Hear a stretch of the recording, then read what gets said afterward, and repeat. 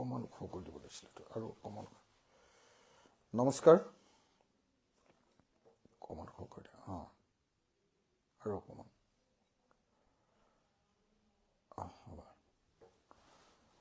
নমস্কাৰ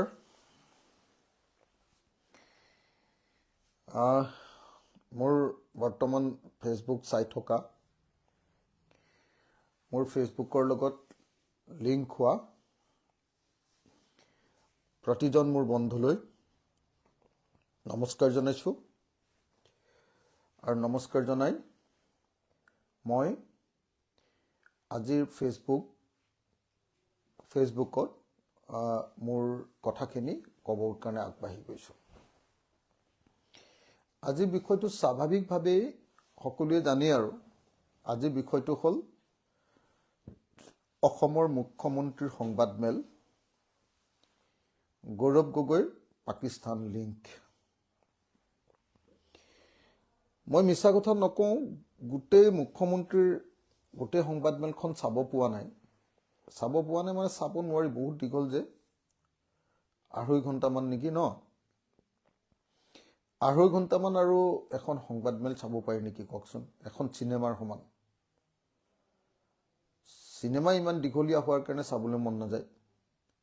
সংবাদমেল এখন 2.5 ঘণ্টা, সেইকাৰণে অলপ দীঘলীয়া হোৱাৰ কাৰণে গোটেইখন চোৱা নাই। কিন্তু মোৰ আজি বহুত মিটিঙো আছিলে, 20ৰ পৰা 25খন মানেই হ'ল নেকি, বেছিয়ে হ'ব পাৰে। লখিমপুৰত মই তেনেকুৱা 20-25খন মিটিং কৰি ঘূৰি ফুৰিছিলোঁ। তাৰ মাজেদি গাড়ীত যোৱা সময়খিনিত মই মুখ্যমন্ত্ৰীৰ সংবাদমেলখন চাই গৈ আছিলোঁ। আৰু সংবাদমেলখন চাউণ্ডটো কম হৈছে বুলি কৈছে ভাইটি, চাউণ্ড কম হৈছে বুলি কৈছে। আপোনালোকে হেৰি পাইছেনে বাৰু, কি কয়, চাউণ্ডটো কম হৈছে নেকি বাৰু? চাউণ্ডটো যদি কম হোৱা নাই, ঠিকে আছেনে নাই ভাইটি? এতিয়া মই চিধাচিধিকে আজিৰ অসমৰ মুখ্যমন্ত্ৰীৰ সংবাদমেলখন গৌৰৱ গগৈ পাকিস্তান লিংক সম্পৰ্কত মোৰ বক্তব্য আপোনালোকৰ সন্মুখত ব্যক্ত কৰিব খুজিছোঁ। আচলতে মই আজিৰ দিনটোত এটা কথাই ভাবি আছিলোঁ যে আজি গৌৰৱ গগৈৰ বিৰুদ্ধে বহু তথ্য, বহু প্ৰমাণ ওলাব, গৌৰৱ গগৈক গ্ৰেপ্তাৰ কৰিব আৰু অসমৰ মানুহে সমগ্ৰ অসম জুৰি গৌৰৱ গগৈৰ বিৰুদ্ধে প্ৰতিবাদ সাব্যস্ত কৰিব, পাকিস্তানী এজেণ্ট বুলি মুৰ্দাবাদ ধ্বনি দিব। মই সঁচাকৈ সেইটো ভাবি আছিলোঁ, কাৰণ মুখ্যমন্ত্ৰীয়ে বাৰম্বাৰ কৈ আছিলে যে গৌৰৱ গগৈৰ এগেইনষ্টত ব্যাপক আৰু বহু সাংঘাতিক ধৰণৰ কিছুমান তথ্য আছে। তো গতিকে আজি সংবাদমেলখনৰ কাৰণে অসমৰ চব মানুহ ৰৈ আছিলে। ছেপ্টেম্বৰ মাহৰ পৰা ছেপ্টেম্বৰ, অক্টোবৰ, নৱেম্বৰ, ডিচেম্বৰ, জানুৱাৰী, ফেব্ৰুৱাৰী 6 মাহ দিন ৰৈ আছিলে মানুহ যে সংবাদমেলখন চাম, অসমৰ বিৰোধী ৰাজনৈতিক দলৰ সভাপতিজনৰ সঁচাকৈ পাকিস্তান লিংক আছে নেকি প্ৰমাণ হ'ব, আৰু প্ৰমাণ হ'লে কোনো অসমীয়াই তেওঁক শুদাই নেৰিব, এই বুলিয়ে সকলো মানুহ ৰৈ আছিলে। কিন্তু আজি যেতিয়া গোটেই সংবাদমেলখন চালো, গোটেই সংবাদমেলখন বাৰু টোটেলখন চোৱা নাই, অলপ চলপ এৰি এৰি গৈ আছো, বেছিভাগ অংশ চালো, আৰু বেছিভাগ অংশ যি অংশ চাবলৈ পোৱা নাছিলো সেইবিলাক অংশৰো বাতৰিবিলাক পঢ়িলো। আৰু বিভিন্ন টিভি, বিভিন্ন বাতৰি কাগজ আৰু বিভিন্ন ঠাইবিলাকত মুখ্যমন্ত্ৰীৰ সংবাদমেলৰ সাৰাংশবিলাকো পঢ়িলো। এই যে টিভিবিলাকে আজিকালি যে ফেচবুকত যে এনেকে এনেকে দি দিয়ে, আমুকটো কথা ক'লে, তামুকটো কথা ক'লে, মুখ্যমন্ত্ৰী আমুকটো কথা উলিয়ালে, এইবিলাক পঢ়িলো। আনকি নিউজ লাইফে আছাম ৱান্টছ টু ন' বুলি যিটো মানে আপোনাৰ হিমন্ত বিশ্ব শৰ্মাৰ সংবাদমেলখনৰ ওপৰত ভিত্তি কৰি গৌৰৱ গগৈলৈ যিবিলাক প্ৰশ্ন উত্থাপন কৰিছে নিউজ লাইফে, মানে আমাৰ হিমন্ত বিশ্ব শৰ্মাৰ চেনেলটোৱে, সেইটো মই চালোঁ, সেইটো পঢ়িলোঁ, গোটেইখিনি পঢ়িলোঁ, 20-22টামান পইণ্ট আছে নেকি, অলপ আগতে পঢ়িলোঁ। মই চালোঁ যে একচুৱেলি কিবা চিৰিয়াছ কথা আছে নেকি। চিৰিয়াছ কথাবিলাকৰ ভিতৰত মই দেখিলোঁ যে গৌৰৱ গগৈ 10 দিন ধৰি পাকিস্তানলৈ গৈছিল, পাকিস্তানত আছিল। এই কথাটো হয়, সেইটো আজিৰ সংবাদমেলখনৰ পৰা গম পালোঁ। এতিয়া গৌৰৱ গগৈ যে 10 দিন পাকিস্তানত আছিলে, এতিয়া সাংবাদিকে যেতিয়া গৌৰৱ গগৈক প্ৰশ্ন সুধিছে, গৌৰৱ গগৈ কিন্তু পোনপটীয়া উত্তৰ দিয়া নাই। মই ভাবোঁ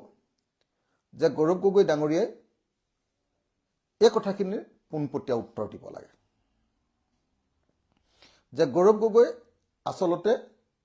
কেইদিনৰ কাৰণে পাকিস্তানলৈ গৈছিলে, কি কামত গৈছিলে, কি কি কৰিছিলে, এই কথাটো মই ভাবোঁ যে গৌৰৱ গগৈ স্পষ্ট কৰি দিয়া ভাল। এতিয়া গৌৰৱ গগৈ পাকিস্তানলৈ গৈছিলে, এইটো অকলশৰীয়াকৈ নিশ্চয় এটা অপৰাধ হ'ব নোৱাৰে। সেইটোক মই অপৰাধ বুলি, অকল সেইটো গৌৰৱ গগৈ পাকিস্তানলৈ গৈছিলে এইটো কথা মই অপৰাধ বুলি মানি ল'ব নোৱাৰোঁ, বা আপুনিও চাগে নামানিব। যদি গৌৰৱ গগৈ পাকিস্তানলৈ যোৱা কথাটো যদি অপৰাধ হয়, তেতিয়াহ'লে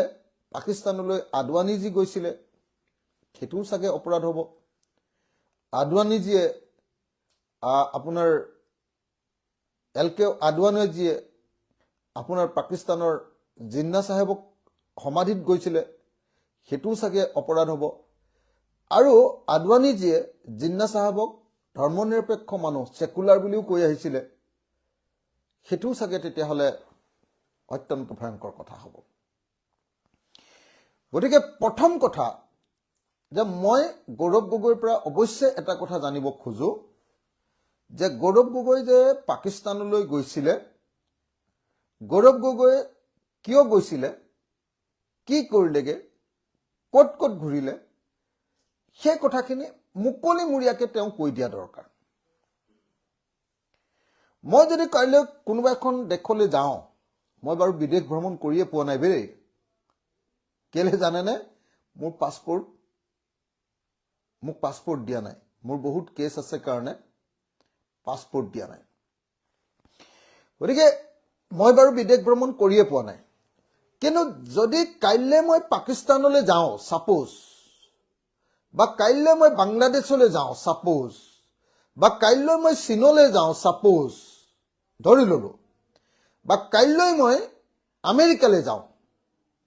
আমেৰিকা আজিৰ দিনটোত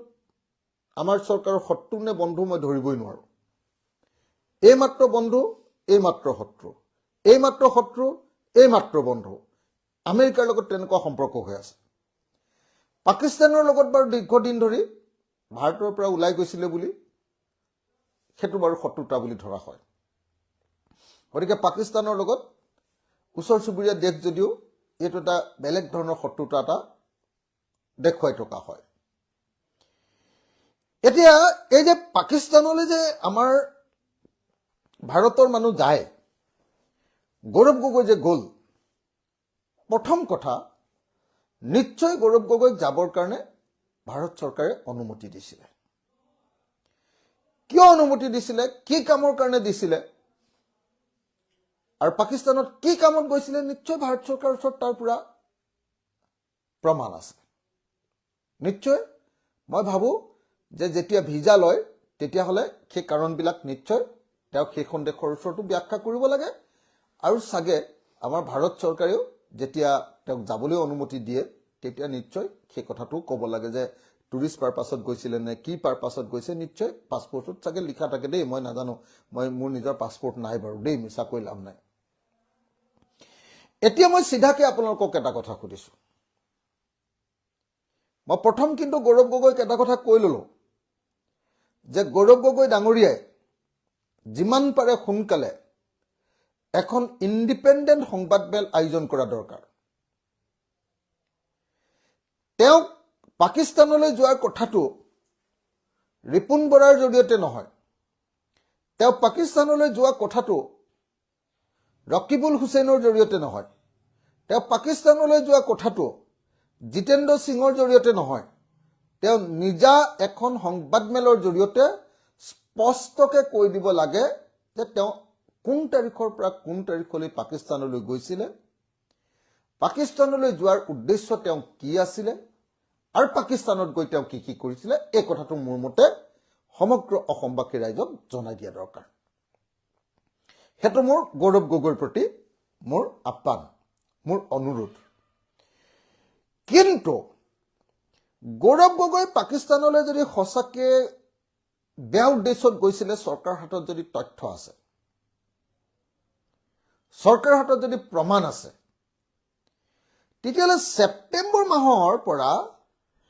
এতিয়ালৈকে SIT বনালে, ছেপ্টেম্বৰতে SIT প্ৰতিবেদন দিয়াৰ কথা আছিলে, 2 বছৰমান চলাই আছে নেকি এইটো ন?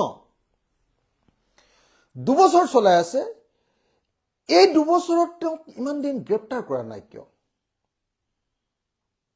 মই এইটো বুজিব পৰা নাই। মই বুজিব পৰা নাই যে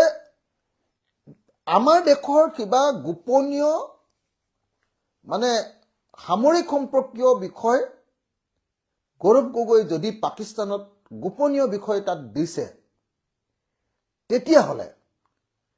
এতিয়ালৈকে কিয় তেওঁক গ্ৰেপ্তাৰ কৰা নাই? এজন মুখ্যমন্ত্ৰীয়ে চোন অসমৰ মানুহক ফেচবুকত কবিতা এটা লিখিলেচোন গ্ৰেপ্তাৰ কৰে, ফেচবুকত হিমন্ত বিশ্ব শৰ্মাৰ পৰিয়ালৰ বিষয়ে লিখিলেও গ্ৰেপ্তাৰ কৰে, বিজেপিৰ বিৰুদ্ধে কিবা এটা কথা ক'লেও পুলিচে মাতি নি ফেচবুকটোকে নাইকিয়া কৰি দিয়ে। সেইজন মুখ্যমন্ত্ৰীয়ে যোৱা ছেপ্টেম্বৰ মাহতে SITৰ প্ৰতিবেদন দিয়াৰ কথা আছিলে, এতিয়া ফেব্ৰুৱাৰীত দিলে। আৰু আশ্চৰ্যজনক কথা,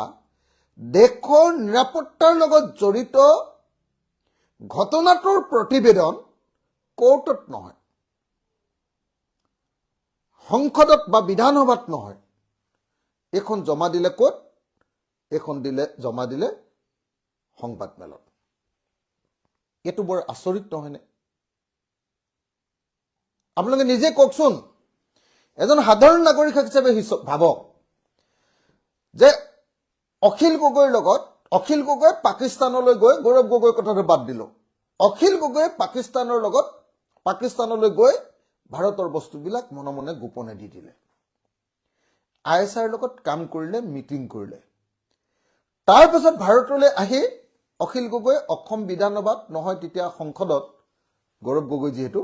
সংসদত এনেকুৱা প্ৰশ্ন সুধিলে, যিবিলাক প্ৰশ্ন সুধি লৈ সেই আচল কথাবিলাক উলিয়াই পাকিস্তানক সহায় কৰিলে। আৰু গৌৰৱ গগৈ চাগে হেৰিও নেকি, কি কয় আপোনাৰ সংসদৰ যিখন গৃহ বিভাগৰ যিখন বডি আছে সেইখনৰ সদস্য নেকি চাগে, হয় যেন লাগিছে মোৰ মনত যিমান পৰে, নহ'ব পাৰে দেই। যদি তেতিয়াহ'লে গোটেই ঘৰৰ খবৰবিলাক চব পাই থাকে, আমাৰ ভিতৰৰ খবৰবিলাক গৌৰৱ গগৈ। এতিয়া গৌৰৱ গগৈ তেতিয়াহ'লে ইমান দিনৰ আগতে পাকিস্তানৰ লগত লিংক থকা মানুহ বুলি গম পায়, ইমান দিন কিয়নো এই মানুহটোক এনেকে সংসদত থাকিবলৈ দিছে, কিয়নো ঘূৰি ফুৰিবলৈ দিছে, কিয়নো ভাৰতৰ খবৰবিলাক পাকিস্তানত দি থাকিবলৈ দিছে? এইটো আশ্চৰ্যকৰ কথা নহয়নে বাৰু ৰাইজ? মোৰ প্ৰথম প্ৰশ্ন অসমৰ মুখ্যমন্ত্ৰীলৈ, মোৰ প্ৰথম প্ৰশ্ন অসম চৰকাৰলৈ। মই প্ৰথম কিন্তু কৈ ললো যে গৌৰৱ গগৈয়ে প্ৰথমতে এটা স্পষ্টীকৰণ সংবাদমেলৰ জৰিয়তে তেওঁ নিজা কথাটোৰ নিজে উত্তৰ দিয়া দৰকাৰ বুলি মই ভাবো। দ্বিতীয় কথাটো হ'ল যে যদি সঁচাকৈ গৌৰৱ গগৈ পাকিস্তানৰ লগত লিংক আছে, তেওঁ যদি সঁচাকৈ ISIৰ নিমন্ত্ৰণত পাকিস্তানলৈ গৈছে, যদি তেওঁ ISIত গৈ অসমীয়া বা ভাৰতৰ কোনোবা ল'ৰাক ট্ৰেইনিঙো দিছে, যোগাযোগ কৰাই দিছে, তেতিয়াহ'লে তেওঁ গ্ৰেপ্তাৰ কৰা হোৱা নাই কিয়? এইটো মোৰ কাৰণে আটাইতকৈ গুৰুত্বপূৰ্ণ প্ৰশ্ন। বহুতে ক'ব পাৰে যে নহয়, গৌৰৱ গগৈ ভাৰতৰ সংসদৰ লোকসভাৰ তেওঁ বিৰোধী উপদলপতি। কিন্তু নহয়, গৌৰৱ গগৈ ভাৰতৰ লোকসভাৰ বিৰোধী দলপতি নহয়। গৌৰৱ গগৈ কংগ্ৰেছৰ বিৰোধী দলৰ দলপতি, কংগ্ৰেছৰহে দলপতি। তেওঁ বিৰোধী দলবিলাকৰ দলপতি নহয়। চৰকাৰী তেওঁ কোনো বিষয়বাব নাই। ৰাহুল গান্ধী তেওঁ বিৰোধী দলৰ দলপতি, তেওঁ চৰকাৰৰ কেবিনেট মৰ্যাদাৰ মানুহ। কিন্তু গৌৰৱ গগৈ বিৰোধী দলৰ উপদলপতি নহয়। গৌৰৱ গগৈ কংগ্ৰেছ দলৰ উপদলপতি লোকসভাত। গতিকে তেওঁ এজন সাধাৰণ সাংসদ। সেই সাংসদজনক যদি সঁচাকে আমাৰ বিধায়কবিলাকক গ্ৰেপ্তাৰ কৰিবৰ কাৰণে অকল আমাৰ বিধানসভাৰ অধ্যক্ষৰ পাৰ্মিশ্যন ল'লে হৈ গ'ল। এতিয়া লোকসভাৰ অধ্যক্ষৰ পাৰ্মিশ্যন লোৱাটো 1 মিনিটৰ কাম, কাৰণ এওঁ বিৰোধী দলৰ সদস্য হয়। গতিকে গৌৰৱ গগৈ কিয় গ্ৰেপ্তাৰ কৰা নাই? এইটো মোৰ কাৰণে আটাইতকৈ ডাঙৰ প্ৰশ্ন। তাৰমানে এইটো নেকি যে গৌৰৱ গগৈৰ যিটো অপৰাধৰ কথা কৈছে সেইটো আচলতে প্ৰমাণযোগ্য অপৰাধ নহয়। কেৱল গৌৰৱ গগৈ কংগ্ৰেছ দল অৰ্থাৎ আটাইতকৈ ডাঙৰ বিৰোধী দলটোৰ অসমৰ ৰাজ্যিক সভাপতি হ'ল কাৰণে, অসমৰ আটাইতকৈ ডাঙৰ দলটোৰ বিৰোধী দলটোৰ সভাপতি হ'ল কাৰণে তেওঁ নিৰ্বাচনত অসুবিধাত পেলাবলৈ, মানুহৰ ওচৰত তেওঁক বদনামী কৰিবলৈ, মানুহৰ ওচৰত তেওঁৰ গ্ৰহণযোগ্যতা নাইকিয়া কৰিবৰ কাৰণে আৰু মানুহৰ পৰা তেওঁক টিটকাৰি দিয়াবৰ কাৰণে এইটো এটা ৰাজনৈতিক ইছ্যু হিচাপে লোৱা হৈছে নেকি? আজি গৌৰৱ গগৈ গ্ৰেপ্তাৰ নকৰাটোৰ পৰা মই খাটাং যে এইটো এটা একমাত্ৰ ৰাজনৈতিক ইছ্যুহে। ইয়াত কোনো আইনগত দিশ নাই, ইয়াত এনেকুৱা কোনো লিগেল ইছ্যু নাই যিটোৰ কাৰণে তেওঁক গ্ৰেপ্তাৰ কৰিব পাৰে। আজি অসমৰ মুখ্যমন্ত্ৰীৰ সংবাদমেলখন চাই মই দেখিলো যে গৌৰৱ গগৈৰ পত্নীয়ে পাকিস্তানত কাম কৰিছিল, এতিয়াও কৰি আছে হপায়, নাই আছে মই নাজানো, ইমান হিচাপ কৰি থকা নাই কাৰ ঘৈণীয়েকে ক'ত কাম কৰে। তো পাকিস্তানত কাম কৰিছিল বা কৰে, আৰু পাকিস্তানত কাম কৰোঁতে তেওঁ কিবা এটা মুছলিম মানুহৰ নাম কৈছিল নহয়, পাকিস্তানৰ কিবা উপদেষ্টা এজন, সেই উপদেষ্টা এজনৰ লগত কাম কৰে। আৰু মই যিটো বুজি পালো, অসমৰ মুখ্যমন্ত্ৰীয়ে যিটো কথা কৈছে যে মোদী চৰকাৰ অহাৰ পাছত মানে গৌৰৱ গগৈৰ পত্নীয়ে যিটো প্ৰতিবেদন দিছে যে এতিয়া মোদী চৰকাৰ অহাৰ পাছত এতিয়াৰ পৰা আমুক কাম কৰিব নোৱাৰিব, সেই বস্তুটো চাওঁতে মই দেখিলো, নিউজ লাইভতে দেখিলো, সেইটো মানে এতিয়া পৰিৱেশ আন্দোলন, পৰিৱেশত মানে আপোনাৰ আমাৰ কি কয় এনভাইৰনমেণ্টৰ যিবিলাক এক্টিভিষ্ট আছে, গ্ৰীণ যিটো আন্দোলন কৰে, পৰিৱেশৰ কাৰণে আন্দোলন কৰে, সেই পৰিৱেশৰ আন্দোলনটোৰ লগত জড়িত বোধহয় মানে এনেকুৱা ছাপোৰ্ট কৰা বিভিন্ন ধনী দেশবিলাকে পৰিৱেশ আন্দোলনবিলাকত ছাপোৰ্ট কৰি কিছুমান NGO ৰাখে। এতিয়া মানে আপোনালোকে সকলোৱে জানে যে মোদী অহাৰ পাছত ভাৰতবৰ্ষত যিমানবিলাক এনেকুৱা পৰিৱেশ আন্দোলনৰ লগত জড়িত সংগঠন আছিলে, NGO আছিলে, সববিলাকৰ বিদেশৰ পৰা টকা অনাৰ ব্যৱস্থাবিলাক বন্ধ কৰি দিলে, কাৰোবাক গ্ৰেপ্তাৰ কৰিলে, কাৰোবাৰ NGO বিলাক ভাঙি দিলে, মোদীয়ে এইটো কৰিলে। সেইকাৰণে এলিজাবেথ কি নাম কোলমেন নে গোলমেন, তেখেতে মানে কৈছে যে এতিয়াৰ পৰা আৰু মানে মোদী চৰকাৰ অহাৰ পাছৰ পৰা এই এনভাইৰনমেণ্ট ইছ্যুত আৰু কাম কৰাটো চাগে সম্ভৱপৰ নহ'ব এই বুলি কোৱা মই তেতিয়াহে গম পালোঁ সেইটোত মানে ভাৰতৰ বস্তু পাকিস্তানলৈ পঠিয়াই দিয়াৰ কথা কোৱা নাই যে গোটেই পৃথিৱীজুৰি NGO বিলাকে পইচা দি ধনী দেশৰ NGO বিলাকে দেশবিলাকে বিভিন্ন NGO বিলাকক পইচা দি এই যে এনভাইৰনমেণ্ট আন্দোলনবিলাক কৰাই সেই এনভাইৰনমেণ্ট আন্দোলন বা NGOৰ কাৰ্যকলাপবিলাক এতিয়া কৰিব নোৱাৰিব বুলি সেই ৰিপৰ্টটোত লিখা বুলি অলপ আগতে মই নিউজ লাইফতে এটা বাক্যত পালোঁ এতিয়া সেইটোকে এনভাইৰনমেণ্টৰ আন্দোলন কৰিব নোৱাৰিব পৰিৱেশ আন্দোলন কৰিব নোৱাৰিব পৰিৱেশ সম্পৰ্কীয় কাম কাজ কৰিব নোৱাৰিব সেইটোকে পাকিস্তানলৈ ভাৰতৰ তথ্য পঠিয়াব নোৱাৰিব এই বুলি মুখ্যমন্ত্ৰীয়ে ক'ব খুজিছে যেন মই আজি গোটেই সংবাদমেলখনৰ পৰা সেইটোকে বুজি পালোঁ এতিয়া মই এলিজাবেথক লগো পোৱা নাই দেখিও পোৱা নাই জেলত থাকোঁতে কোনোবা এদিন এই ক'ৰবাত বিয়া নে কিবাত এনেকুৱা টিভিত ফটো দুখনমান দেখিছিলোঁ গতিকে এলিজাবেথ সম্পৰ্কে মই একো নাজানো লগো পোৱা নাই কোনোদিন দেখিও পোৱা নাই টিভিটো দেখা নাই এনেই বিয়াতহে দেখিছোঁ বিয়া নে কিবা এখনৰ ফটো যে ওলাইছিলে তেতিয়াহে দেখিছিলোঁ গতিকে একো নাজানো কিন্তু কথাটো হ'ল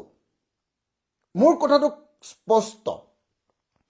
যে যদি গৌৰৱ গগৈ পাকিস্তানৰ লগত লিংক লগাইছে ভাৰতৰ নিৰাপত্তাৰ বস্তু যদি সঁচাকৈ বিক্ৰী কৰিছে বা মনে মনে গোপনে যদি দিছে তেতিয়াহ'লে গৌৰৱ গগৈক একদিনৰ কাৰণেও আমি বাহিৰত ৰাখিব নালাগে গৌৰৱ গগৈক লগে লগে গ্ৰেপ্তাৰ কৰিব লাগে কিন্তু গ্ৰেপ্তাৰ কৰিবৰ কাৰণে মানুহক প্ৰমাণ লাগে নহ'লে গ্ৰেপ্তাৰ কৰিলে দুদিনমানৰ পাছতে বেইল পাই যায় মোক এনেই গ্ৰেপ্তাৰ কৰিছিলে যে ইয়াৰ মাওবাদীৰ লগত সম্পৰ্ক আছে তাৰপিছত কোৰ্টে চাই ক'লে যে ধৈত তহঁতৰ এইবিলাক কাগজৰ কোনো কাম নাই তহঁতৰ এই কেছটো ভুৱা কেছটোকে কোৰ্টে নাইকিয়া কৰি দিলে তাৰপিছত হিমন্ত বিশ্ব শৰ্মাই আকৌ কোৰ্টক ইনফ্লুৱেঞ্চ কৰি মই শুনামতে এজন জাজক সুপ্ৰিম কোৰ্টলৈ তোমাক পঠিওৱা হ'ব বুলি কৈ মোৰ কেছটো আকৌ মানে মোৰ যিটো NIA কেছে ৰিজেক্ট কৰিছিলে সেইটোক আকৌ মোৰ ওপৰত জাপি দিলে মই শুনামতে এতিয়া মোৰ কথাটো স্পষ্ট আকৌ এবাৰ মই ৰিপিট কৰি লৈছো যে গৌৰৱ গগৈ যদি সঁচাকৈ পাকিস্তানৰ লগত লিংক আছে মই কিয় ভাই গৌৰৱ গগৈৰ লগত থাকিম অসমৰ মানুহ কিয় গৌৰৱ গগৈৰ লগত থাকিব কিন্তু যদি সঁচাকৈ পাকিস্তানৰ লগত লিংক আছে তেতিয়াহ'লে মুখ্যমন্ত্ৰী বা ইমান দিন কিয় তেওঁ পুহি ৰাখিছে যোৱা ছেপ্টেম্বৰ মাহৰ পৰা এতিয়ালৈকে 6 মাহৰ আগতে তেওঁ ৰিপৰ্ট দিম বুলি কৈ ৰিপৰ্টটো পোৱাৰ লগে লগে তেওঁ গৌৰৱ গগৈক গ্ৰেপ্তাৰ কৰিব লাগিছিলে নকৰিলে তেওঁ ৰিপৰ্টটো আজি দিম কাইলৈ দিম পৰহিলৈ দিম এইবিলাক কৰি এতিয়া ফেব্ৰুৱাৰী মাহলৈ আনিলে ইলেকশ্যনৰ ওচৰলৈ আৰু আজি ৰিপৰ্টটো সবৰ আগত গালে আৰু গোৱাৰ পাছত গৌৰৱ গগৈক গ্ৰেপ্তাৰ নকৰিলে তাৰমানে কি তাৰমানে কথাটো হ'ল ফফফু ৰিপৰ্টটোত একো নাই তাৰমানে কথাটো হ'ল কি যে গৌৰৱ গগৈ পাকিস্তানলৈ যোৱাটো সত্য কিন্তু গৌৰৱ গগৈ পাকিস্তানক কিবা তথ্য দিয়াৰ কোনো প্ৰমাণ চৰকাৰৰ হাতত নাই SITয়ে তেনেকুৱা কোনো তথ্য নাপালে যদি পালেহেঁতেন ফেচবুকত কবিতা লিখাৰ কাৰণে যি চৰকাৰে মানুহক গ্ৰেপ্তাৰ কৰে সেই চৰকাৰে গৌৰৱ গগৈ নিচিনা বিৰোধী দল যি এবাৰ অসমৰ মুখ্যমন্ত্ৰী বিজেপি চৰকাৰখনক উফৰাব বুলি কৈ আছে সেই মানুহটোক বাৰু এতিয়ালৈকে গ্ৰেপ্তাৰ নকৰিবনে সেই মানুহটোক বাৰু এনেকৈ পলিটিক্স কৰি থাকিবলৈ দিবনে এনেকৈ অসমৰ চাৰিওফালে মিটিং কৰি থাকিবলৈ দিবনে সেই মানুহটোক বাৰু এনেকৈ ঘূৰি ফুৰিবলৈ দিবনে সেই মানুহটোক বাৰু গ্ৰেপ্তাৰ নকৰিবনে আপোনালোকে নিজে ভাবকচোন বাৰু সেইকাৰণে মই আপোনালোকক স্পষ্টকৈ ক'ব খুজিছোঁ যে অসমৰ মুখ্যমন্ত্ৰীয়ে যিটো পাকিস্তানী লিংক ISIক তথ্য দিছে বুলি কৈছে এটো সত্য নহয় আৰু যদি সত্য তেতিয়াহলে গৌৰৱ গগৈক আজিয়ে গ্ৰেপ্তাৰ কৰিব লাগে আৰু যদি সত্য হোৱাৰ পাছতো গৌৰৱ গগৈক গ্ৰেপ্তাৰ কৰা নাই তেতিয়াহলে হিমন্ত বিশ্ব শৰ্মাকো গ্ৰেপ্তাৰ কৰিব লাগে কাৰণ হিমন্ত বিশ্ব শৰ্মাৰ তাৰমানে পাকিস্তানৰ লগত লিংক আছে নহলে পাকিস্তানী এজেন্টক কেলে বচাই ৰাখিছে হয়নে নহয় বাৰু আপোনালোকে কথাটো কওকচোন হয়নে নহয় আপোনালোকে নিজে কথাটো কওক যে সেই কথাটো হয়নে নহয় যদি গৌৰৱ গগৈৰ পাকিস্তানৰ লগত লিংক আছে যদি গৌৰৱ গগৈয়ে ভাৰতৰ নিৰাপত্তাৰ প্ৰশ্নটো ISIক খবৰ দি থাকে ভাৰতৰ গোপনীয় সামৰিক তথ্য যদি গৌৰৱ গগৈ বিদেশক দি থাকে তেতিয়াহলে গৌৰৱ গগৈক গ্ৰেপ্তাৰ কৰি অন্ধকাৰত ৰাখি তেওঁ কোনো মানুহৰ লগত যোগাযোগ কৰিব নোৱাৰাৰ ব্যৱস্থাটো কৰাটোহে প্ৰত্যেকজন দেশপ্ৰেমিক মানুহৰ কৰ্তব্য আছিল গৌৰৱ গগৈ পাকিস্তানৰ লগত লিংক আছে বুলি কৈ প্ৰেছ মিট এখন কৰি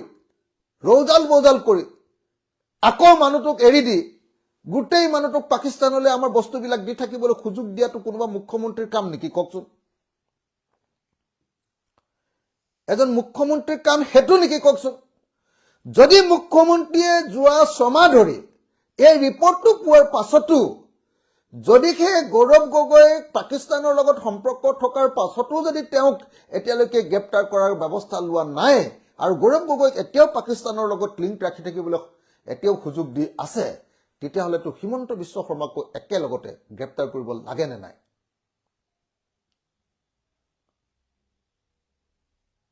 লাগে নে নাই আপোনালোকে নিজে কওক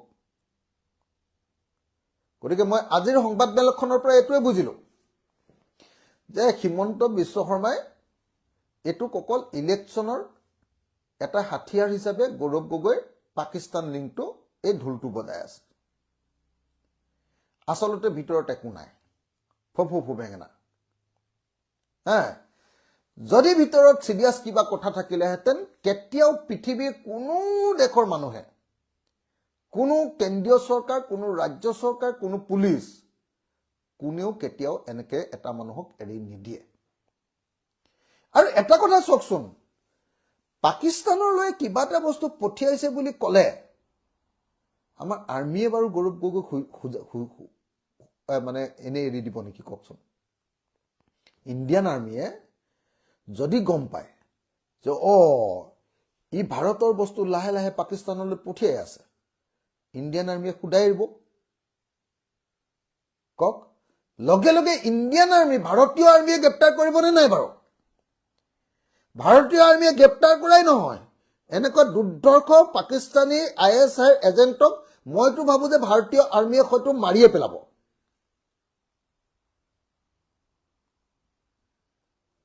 হয়নে নহয় কথাটো হয়নে নহয় আপোনালোকক সুধিছো আপোনালোকে এনে ৰং চাই থাকিলে নহব সবকে সুধিছো হিমন্ত বিশ্ব শৰ্মাই আমাক নচুৱাই থাকিব আৰু যদি সঁচাকে গৌৰৱ গগৈ যদি পাকিস্তানৰ গৈছে গৌৰৱ গগৈকে ধৰিম ৰাম পিটন দিম ভাই খুদাই এৰিম নেকি পাকিস্তানক যদি বস্তু দি আছে খুদাই এৰিম নেকি কওকচোন গৌৰৱ গগৈক ধৰিম গৌৰৱ গগৈক একদম ৰাম পিটন দিম আৰু মইতো সঁচাকে কৈছো গুৱাহাটীৰ ৰাজপথত মই একদম ইলেক্ট্ৰিচিটিৰ খুঁটাত বান্ধি ফাঁচি দিম হয়নে নহয় কওক যিকোনো এজন জেনুইন মানুহে তেনেকে খং কৰিব লাগিব না নাই যদি সঁচাকে গৌৰৱ গগৈ এইবিলাক কৰিছে তেতিয়াহলে ডেফিনেটলি মইতো ভাবো যে তেওঁক গ্ৰেপ্তাৰ কৰিব লাগে মই আজি সঁচাকে ভাবি আছিলো যে আজি গৌৰৱ গগৈ গ্ৰেপ্তাৰ হ'ব গতিকে আমি আমাৰ এলায়েন্সটো যে বিৰোধী দলবিলাকৰ এলায়েন্সটো আমি পিছুৱাই আছিলো গৌৰৱ গগৈ পিছুৱাই আছিলে আমিও পিছুৱাই আছিলো আমি ভাবিছো যে গৌৰৱ গগৈ যদি গ্ৰেপ্তাৰে হয় তাৰ লগত চুক্তি কৰি কি লাভ আছে এনেকে ৰৈ আছিলো আজি তাৰিখত গ্ৰেপ্তাৰ হ'ব বুলি ভাবি আছিলো এতিয়া গৌৰৱ গগৈ গ্ৰেপ্তাৰ কৰিব লাগে বুলি আকৌ বিজেপি আন্দোলন কৰি আছে চৰকাৰখন কাৰ হিমন্ত বিশ্ব শৰ্মা কাৰ দলটো তোমালোকৰ চৰকাৰ তোমালোকৰ একদম পাকিস্তানৰ বিৰুদ্ধে থকা RSSৰ মানুহকেইটা তোমালোক সদায় পাকিস্তান মুৰ্দাবাদ দি থাকা তাৰপিছত আকৌ কি কি ISI এজেণ্টটোক হাতে লুটে পাইছা তোমালোকে গ্ৰেপ্তাৰ নকৰা এতিয়া আকৌ বাহিৰত এই গ্ৰেপ্তাৰ কৰা আমুকক গ্ৰেপ্তাৰ কৰা ভুচুকক গ্ৰেপ্তাৰ কৰা এইবিলাক লিখি আছা তোমালোকে মোৰ লাজ লাগিছে আজি কেন্দ্ৰীয় মন্ত্ৰী সৰ্বানন্দ সোণোৱাল আৰু দিলীপ শইকীয়া বিজেপিৰ ৰাজ্যিক সভাপতি আৰু সাংসদ তেওঁলোকে যে আন্দোলন কৰিছে যে গৌৰৱ গগৈ পাকিস্তানলৈ ধৰা পৰিলে তেওঁ গ্ৰেপ্তাৰ কৰিব লাগে হেৰ বাপুহত চৰকাৰখন কাৰ তোমালোক যি তুমি নিজে সভাপতি সেইটো দলৰে চৰকাৰ ধৰা আকৌ তোমালোকে কাৰ ওচৰত দাবী জনাই আছা তুমি দাবীটো কাক জনাই আছা মোক নেকি অখিল গগৈক নেকি নে গৌৰৱ গগৈ নে কংগ্ৰেছক নে ৰাইজৰ দলক নে CPI CPM কাক জনাইছে দাবীটো যদি জনাইছে যে গৌৰৱ গগৈক গ্ৰেপ্তাৰ কৰিব লাগে তেতিয়াহ'লে কি দাবী জনাই থাকিব লাগে তোমালোকৰ চৰকাৰ পুলিচ যোৱা ধৰা আৰু মানুহটোক ধৰা আৰু ধৰাই লৈ তোমালোকে গ্ৰেপ্তাৰ কৰা তাৰপিছত NIAক দি দিয়া সেইটোৱে কথা কিন্তু তোমালোকৰ হাতত প্ৰমাণ নাই তোমালোকৰ হাতত প্ৰুফ নাই গতিকে সাংসদ এজনক তোমালোকে গ্ৰেপ্তাৰ কৰিব নোৱাৰা তোমালোকে এনে ফুটা ঢোলটো বজাই আছা সেইকাৰণে মই আজি যেতিয়া আমাৰ 45 মিনিট প্ৰথম 45 মিনিট মই যেতিয়া মুখ্যমন্ত্ৰীৰ সংবাদমেলখন চালো সংবাদমেলখন চায়ে মোৰ প্ৰথম প্ৰতিক্ৰিয়াটো আছিলে যে এইটো কামৰ সংবাদমেল নহয় এইখন হল বেহাৰবাৰী আউটপোষ্ট নামৰ সিৰিয়েলখন বেহাৰবাৰী আউটপোষ্টখন আধা ঘণ্টাহে দিয়ে হিমন্ত বিশ্ব শৰ্মাই আজিখন 2.5 ঘণ্টা দিছে হেৰ কোন মুখ্যমন্ত্ৰী পৃথিৱীত আছে যি 2.5 ঘণ্টাৰ প্ৰেছ মিট দিয়ে আমাৰ কাম নাই আমি 2.5 ঘণ্টা নালাগে 3 ঘণ্টা দিব পাৰিম মুখ্যমন্ত্ৰী ইমান কাম নাই নে যে 2.5 ঘণ্টা প্ৰেছ মিট দিছে হেৰ যিটো মানুহক গ্ৰেপ্তাৰ কৰিব লাগে তাক গ্ৰেপ্তাৰ কৰ তাক দিল্লীৰ পৰা সাংবাদিক আনিছ সাংবাদিকক এৰোপ্লেনৰ টিকেট দিছ ইয়াক 5 ষ্টাৰ হোটেলত সাংবাদিকক ৰাখিছ আকৌ সাংবাদিকক পইচাও দিছে চাগে মনে মনে মই নাজানো দিছে নে নাই গিফ্টটো দিছে পইচা নিদিলো আকৌ অসমৰ যিমান টিভি চেনেল আছে সেইবিলাকলৈ পীযুষ হাজৰিকাই ফোন কৰিছে বোলে কাইলৈ সব টিভিতে লাইভ যাবই লাগিব দেই লগতে মই শুনা মতে ভূঞা বুলি এটা আমাৰ পিনৰে সাংবাদিক এটা আছে সি গৈ টিভি চেনেল কিছুমানক পইচাও দিছে যে কালি লাইভ কৰিব লাগিব দেই পীযুষদাই কৈ পঠিয়াইছে হা এনেকুৱা কৰিছে হেৰ এইখনটো পুৰা নাটক তোমালোকৰ পাকিস্তানৰ ISI এজেণ্টটো ধৰোতেও তোমালোকে চোন গোটেইখন নাটকহে কৰিছা দিল্লীৰ পৰা কেলে সাংবাদিক মাতি আনিব লাগে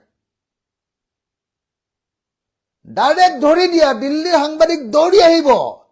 যে গৌৰৱ গগৈ নামৰ সাংসদজনক পাকিস্তানী এজেণ্ট বুলি গম পাই গল মানুহটোক গ্ৰেপ্তাৰ কৰিছে একদম গোটেই অসমৰ মানুহে গোটেই তৰুণ গগৈ পৰিয়ালক একদম ঘৃণাৰে উপচাই পেলাইছে হুলস্থুল হৈ গৈছে কংগ্ৰেছ শেষ এই বুলি গোটেই টিভি গোটেই হেৰিবিলাক সাংবাদিকবিলাক নিজে নিজে আহিব নিজৰ পইচা খৰচ কৰি উল্টাই ইয়াত ৰাখি একদম সাংবাদিকে দৌৰি ফুৰিব এতিয়া সাংবাদিকক আনিছে এৰোপ্লেনত চাৰ্টাৰডে আনিছে নেকি ঠিক না নাই চাৰ্টাৰ্ড ফ্লাইটো হ'ব পাৰে নাজানো একেবাৰে এখন ফ্লাইটে দি দিছে নেকি তাৰ পাছত সাংবাদিকক থৈছে আৰু সাংবাদিকটো খৰচী বস্তু আপোনালোকে জানেই সাংবাদিকটো খৰচী বস্তু খৰচ কৰিছে তাৰপিছত আকৌ গিফ্ট চিফ্ট কি দিছে পইচা পাতি দিছে যদিও নাজানো তো সববিলাক কৰিছে তাৰ পাছত আকৌ ISI এজেণ্টজনক ধৰিব লাগে বুলি বাহিৰত আকৌ বিজেপি মানুহকেইটা ধৰ্ণা দি আছে পগলাৰ জাত যদি সঁচাকে এনেকুৱা ধৰণৰ সিৰিয়াছ ঘটনা আছে গৌৰৱ গগৈক গ্ৰেপ্তাৰ কৰিব লাগে কিন্তু গৌৰৱ গগৈক মই এটা কথা স্পষ্টকে কৈ দিছো যে আপুনি যে পাকিস্তানলৈ গৈছিলে 10 দিন আছিলে এই কথাটো সিধাকে আপুনি কেলে কৈ নিদিয়ে কেলে আপোনাক প্ৰশ্ন সুধিলে বেলেগক উত্তৰ দিবলৈ দি আছে ৰকিবুল হুছেইনে বা ৰিপুন বৰে আপোনাৰ কি উত্তৰ দিব আপুনি সিধাকে কৈ দিয়ক বলে মই পাকিস্তানলৈ গৈছিলো পাকিস্তানলৈ ময়ো কেতিয়াবা চান্স পালে যামও চীনলে পাকিস্তান বাংলাদেশ য'ত পাওঁ মোৰ এটা পাছপোৰ্টখন নাই মই কলৈ যাব নোৱাৰো কি কয় আপোনাৰ আমেৰিকা য'ত পাওঁ মই যাম না বিদেশত ফুৰিবলৈ মন যায় না কেনেকেনো দেশখন চলিছে এখন দেশ কেনেকুৱা এইটো চাবলৈনো কাৰ মন নাযায় যাব কিন্তু যদি পাকিস্তানলৈ গৈ তুমি ISI এজেন্ট হৈছা তেতিয়াহ'লে তো ভাই পিঠিত তেল ঘঁহি থব লাগিব বেলেগ নহলো মই হালোৱা চাই লগাই দিম খাৰাংখাস কথা গতিকে মই এই গোটেইবিলাকৰ পৰা এটা কথা স্পষ্টকৈ আপোনালোকক ক'ব খুজিছো যে অসমৰ মুখ্যমন্ত্ৰীৰ নাটকখন বহুত বেছি হৈ গৈছে কামত নাই গোটেই ৰাজ্যখন ধৰুৱা কৰি পেলালে 2 লাখ কোটি টকাৰ ধাৰ 2 লাখ কোটি টকাৰ ধাৰ শুনিলে নে যোৱা মাৰ্চ মাহত 25 চনৰ মাৰ্চ মাহৰ 31 তাৰিখৰ দিনা অসমৰ ধাৰ 1,77,964 কোটি টকা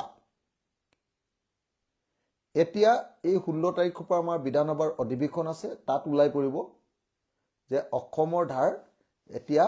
1,77,000 কোটি টকাৰ পৰা 2,20,000 কোটি মান টকা হ'ব 31 মাৰ্চ 2026 এষ্টিমেটেড তাৰমানে তৰুণ গগৈ চৰকাৰলৈকে অকল 42,000 কোটি টকাৰ ধাৰ আছিলে স্বাধীনতাৰ পৰা 42,000 পৰা 2,20,000 যদি হৈ যায় 1,80,000 কোটি টকা অকল বিজেপিয়ে ধাৰ ললে ধাৰ লৈ তুমি সাংবাদিকক মাতি আনিবা ইয়াতে ভোজ ভাত খুৱাবা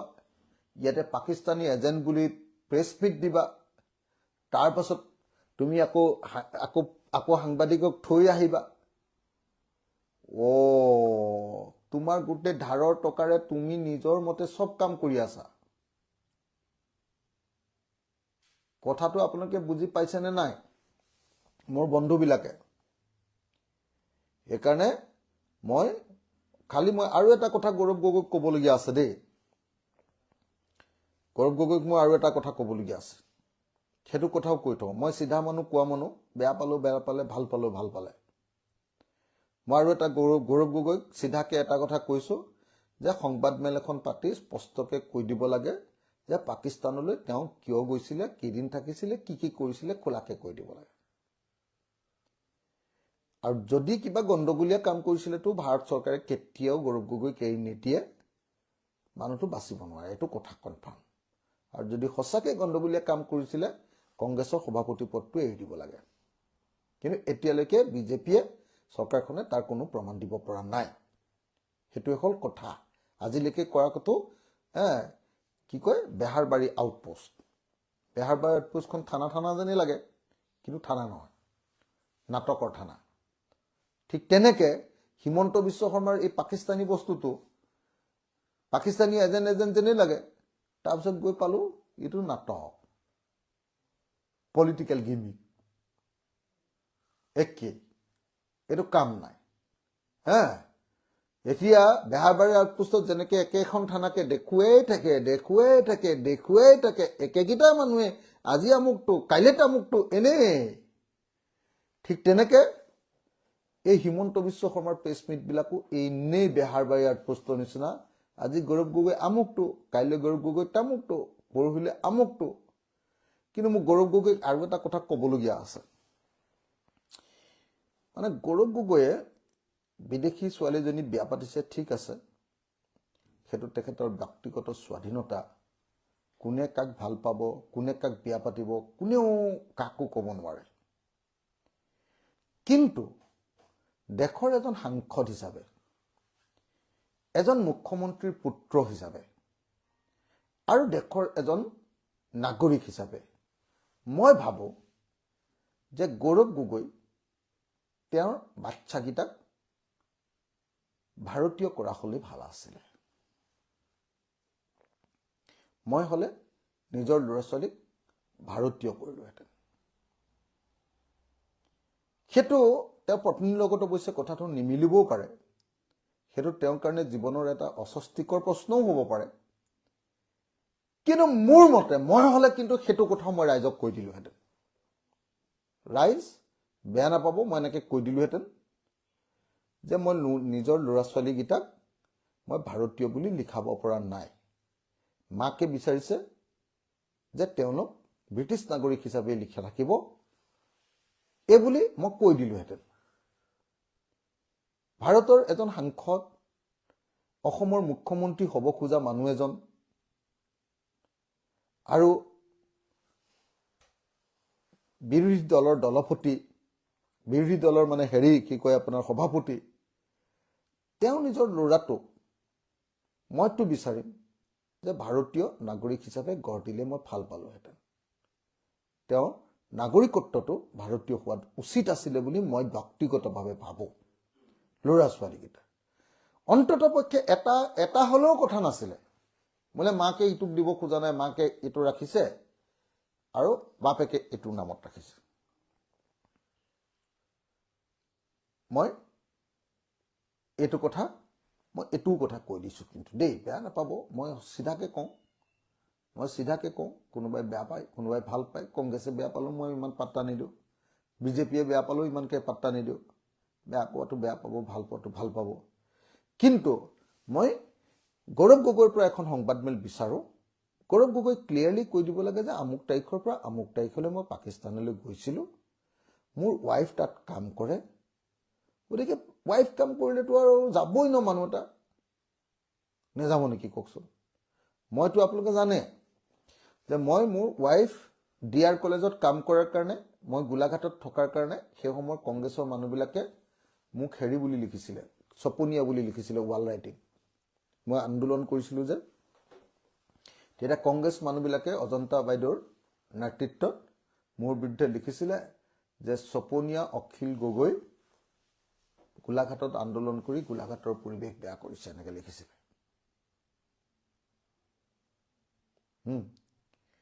মানে মই বিয়া পাতিছোঁ যেতিয়া, মই চাকৰি নাই কৰা, গতিকে মই তাইৰ ওচৰলৈ যাবই লাগিব চাকৰি কৰা ঠাইত।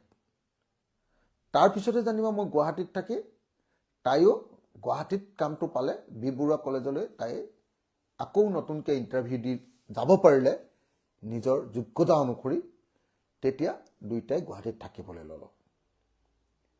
নহ'লেতো এতিয়াও মই মাজে মাজে গোলাঘাটলৈ গৈ থাকিবলগীয়া হ'লহেঁতেন। গতিকে আজিৰ দিনটোত মই আকৌ এবাৰ ৰিপিট কৰি দিছোঁ যে অসমৰ মুখ্যমন্ত্ৰীয়ে কৰা কথাখিনিৰ পৰা মই বুজিলোঁ যে গৌৰৱ গগৈৰ বিৰুদ্ধে বৰ ডাঙৰ একো তথ্য প্ৰমাণ নাই। যদি তথ্য প্ৰমাণ থাকিলেহেঁতেন তেওঁক গ্ৰেপ্তাৰ কৰিলেহেঁতেন। বিজেপিয়ে বাহিৰত আন্দোলন কৰাৰ পৰা, আজি গোটেই অসমৰ বেলেগ বেলেগ ঠাইত আন্দোলন কৰাৰ পৰা মই প্ৰমাণ একদম আৰু বেছি প্ৰমাণ হৈ গ'ল, এইটো ভেকু ভাওনা, নাটক, বেহাৰবাৰী আউটপোষ্ট। সেইকাৰণে আজিৰ পৰা আৰু মই গৌৰৱ গগৈ পাকিস্তানৰ লিংকৰ কথাটোক লৈ আৰু বেছি মাথা কমাই নাথাকোঁ, আৰু আপোনালোকেও নাথাকিব বুলি মই আশা কৰিছোঁ। হিমন্ত বিশ্ব শৰ্মা এইবিলাক চিঞৰি থাকক, মানুহে পাত্তা নিদিয়ে। আৰু যদি মানুহে বিশ্বাস কৰিলেহেঁতেন, প্ৰমাণ দি দিব পাৰিলেহেঁতেন, আজি অসমত ডাঙৰ ডাঙৰ ৰাজহুৱা প্ৰতিবাদ হ'লহেঁতেন। আমি নিজে উপায় নাপাই কংগ্ৰেছৰ পৰা আঁতৰি আহিবলগীয়া হ'লহেঁতেন। আজি আমি নিজে এলায়েন্স ভাঙি দিবলগীয়া হ'লহেঁতেন, যে নাই কংগ্ৰেছৰ লগত আমি যাব নোৱাৰোঁ, তেওঁলোকৰ সভাপতিজন পাকিস্তানৰ এজেণ্ট বুলি আমি আঁতৰি আহিবলগীয়া হ'লহেঁতেন। এইবিলাক একো নাই। গতিকে হিমন্ত বিশ্ব শৰ্মাৰ কথাত বিশ্বাস কৰি থাকি একো লাভ নাই। কালি গৌৰৱ গগৈ এখন প্ৰেছ মিট দি আমাক ক'ব লাগে, আৰু মই বিশ্বাস কৰোঁ, ভাবোঁ যে গৌৰৱ গগৈৰ সন্তান ভাৰতীয় নাগৰিকত্ব দিয়া উচিত। তাৰ পাছত যদি সি 18 বছৰ হোৱাৰ পাছত যদি ভাৰতীয় নহয়, ব্ৰিটিছ হ'ব খোজে বাচ্চাকেইটাই, তেতিয়াহ'লে সেইটো দায়িত্ব তেওঁৰ নিজৰ হ'ব। বাচ্চাকেইটাৰ তেতিয়া ডাঙৰ হ'ব, নাগৰিক হিচাপে তেওঁ নিজে সিদ্ধান্ত ল'ব পাৰিব। কিন্তু এজন সাংসদ, এজন অসমৰ মুখ্যমন্ত্ৰী হ'বলৈ আগবাঢ়ি যোৱা মানুহ, তেওঁৰ নিজৰ ল'ৰা ছোৱালীকেইটা ভাৰতীয় হ'লে অসমীয়া হ'লে আমি ভাল পাওঁ এইখিনি কথাই ক'লোঁ এইখিনি কওঁতে কোনোবাই দুই পক্ষই চাগে আজি বেয়া পাইছে মোকতো বেয়া পাই থাকিব দিয়ক সকলোকে আকৌ এবাৰ নমস্কাৰ জনাইছোঁ ধন্যবাদ জয় আই অসম